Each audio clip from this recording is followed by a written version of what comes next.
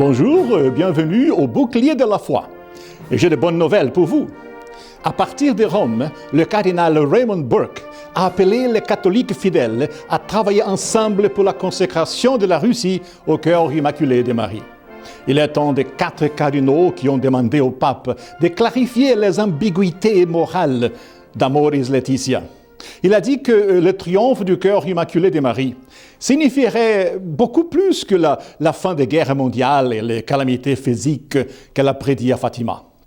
Aussi horribles qu'ils soient les châtiments physiques associés à la rébellion désobéissante de l'homme devant Dieu, infiniment plus horribles sont les châtiments spirituels, car ils ont à voir avec le fruit du péché grave, la mort éternelle. Il a dit que le triomphe promis du cœur immaculé de Marie se réfère sans aucun doute d'abord à la victoire de la foi qui mettra fin au temps de l'apostasie et les grandes lacunes des pasteurs de l'Église.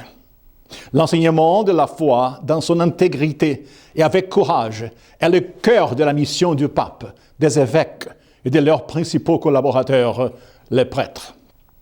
Pour cette raison, le 3e secret est dirigé avec une force particulière à ceux qui exercent la mission pastorale dans l'Église.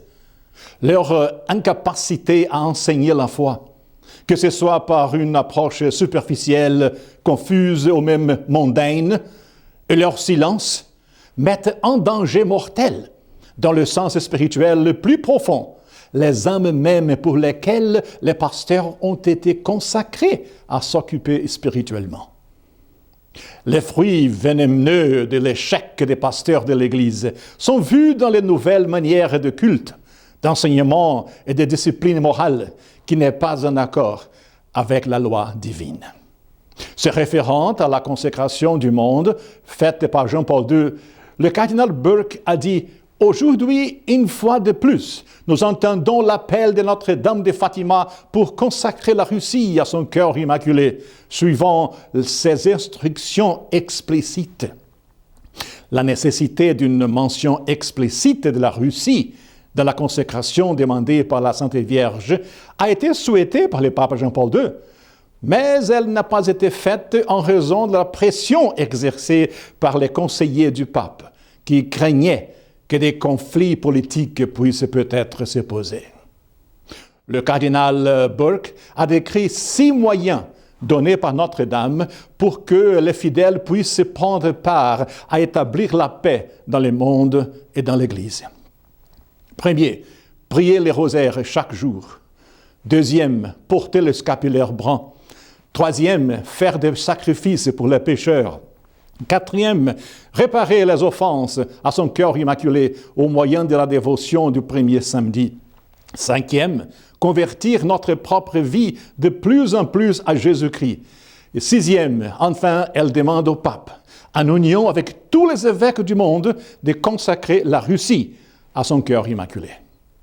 Par ces moyens, a dit le cardinal Burke, elle promet que son cœur immaculé triomphera en amenant les âmes à Jésus-Christ, son Fils, pour les sauver de l'enfer et apporter la paix au monde entier.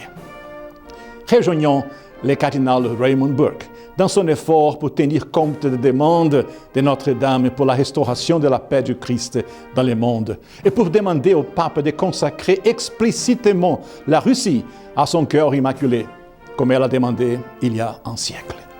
Visitez le site lifepetitions.com et joignez-vous à cette campagne internationale pour finalement mettre en pratique la demande de la Reine du Ciel pour établir la vraie paix du Christ dans le monde. Je suis Raymond de Souza pour le Bouclier de la foi. Que Dieu vous bénisse à tous.